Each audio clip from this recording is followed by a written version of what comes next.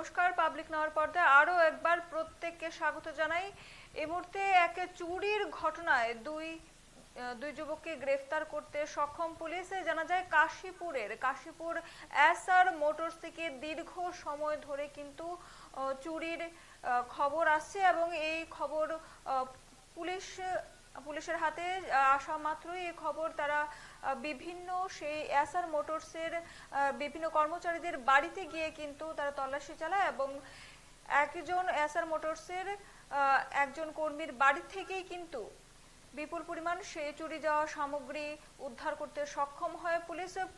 পরবর্তী সময় কিন্তু সেই গ্রেফতার হওয়া দুই ব্যক্তির একজন দাবি করেন যে ওনাকে ভুলবশত ওনাকে ফাঁসানো হয়েছে, উনি এই চুরি করেননি এবং ওনার বাড়ি থেকেও কোনো সামগ্রী পাওয়া যায়নি এমনই দাবি করেছেন।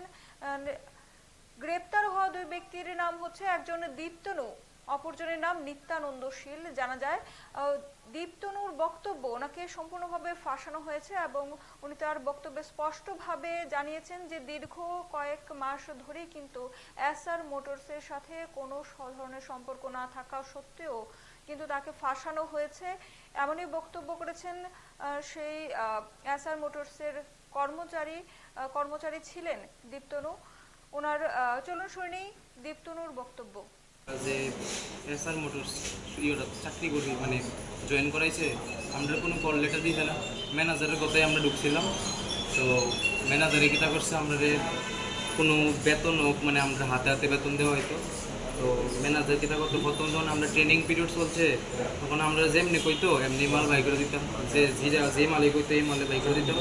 তো বিগত 2-3 মাস ম্যানেজার যেমনি কইছে যেমনি যেই মাল কথা কইছে এই মালে বাই করে দিয়েছে, কিন্তু আমরা তখন জানতাম না যে ম্যানেজার এটি চুরির মাল দিতেছে নাকি মানে নিজের মাল। তো অনেক সময় হয়তো অনেক কাস্টমারে, যখন আমি সার্ভিসে কাজ করতাম, অনেক কাস্টমারে মাল কিনা মাল আবার শোরুমে অনেক কাস্টমারে মানে কম দিয়ে হলে মানে মালটা এক্সট্রা থাকলে বা না লাগলে এটি সেল করে দেওয়া যেত না। তো ওই কাস্টমারের থেকে ম্যানেজার মালটা কিনা অন্য কারোর কাছে মালটা সেল করতে বেশি দেবে। সঞ্চিতা দাস। তো ম্যানেজারে যখন মানে এমন করতো, তো ম্যানেজারে হেয়ার কাছে দিছে সবজি মাল হেয়ার কাছে দিছে। তো মালটি হেয়ার কাছে আসলো, তো ভাবছে যে ম্যানেজারে কিনা রাখছে কারোর থেকে, কিন্তু ম্যানেজারে কইছে এটি ম্যানেজারের নিজের মাল। ম্যানেজারে অন্য কারোর কইছে না যে মানে এটি অফিস থেকে মাইরিং করতেছে বা অফিস থেকে সরাইতেছে বা মালিকের স্টকের থেকে মাইনাস করতেছে চুরি করে। তো এই হতে যখন আমি সুপারভাইজার আসলাম ওই অফিসে, এখন আমি অফিসের জব ছেড়ে দিয়েছি অনেক মাস হয়েছে, কিন্তু যখন অফিসে আমি জব করতাম সুপারভাইজারে তখন আমি ম্যানেজারের সব কিছু জিগাইতাম যে এটা ম্যাম কি থেকে হইতেছে, এটা কই থেকে হইতেছে, এটা কই থেকে হইতেছে। তখন আমার ম্যানেজারে সব মানে আমার সুপারভাইজার পদের থেকে আমার নামাই দিছে, কইছে তুমি অফিসের সব কাজ করবা, তোমার আর সুপারভাইজারের কোনো কাজ করবা। মূল কথাটা কি?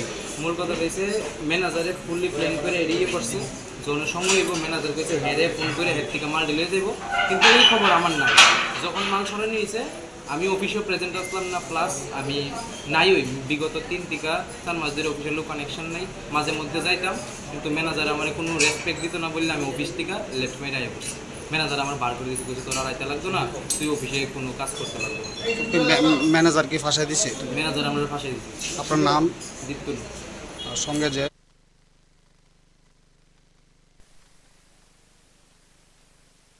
নিয়ে নিচ্ছে একটি ছোট্ট বিরতি, ততক্ষণ পর্যন্ত সঙ্গে থাকুন।